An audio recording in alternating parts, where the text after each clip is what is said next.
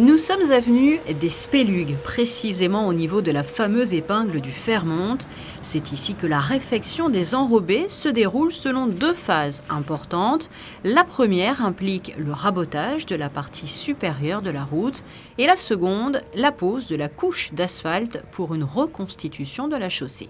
Et bien sûr, comme on le sait, avec l'approche du Grand Prix, donc le Grand Prix historique, le Grand Prix électrique et de F1 qui ont lieu prochainement, il y a une campagne de réfection qui a lieu très tôt dans l'année, avec une première étape de préparation qui consiste finalement surtout sur la piste.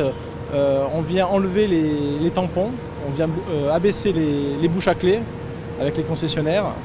On en profite bien sûr pour réfectionner les caniveaux, les bordures les plus endommagées. On enlève le mobilier urbain et on réalise enfin, pendant donc la période actuelle, 2 semaines et demie environ, des travaux de nuit.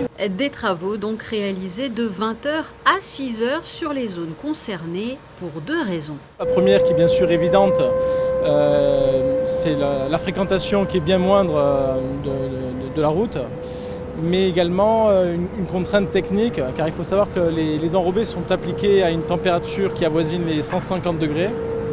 Et pour garantir cette application, il est difficile de le faire de jour avec les embouteillages qu'il y a entre la centrale et la principauté.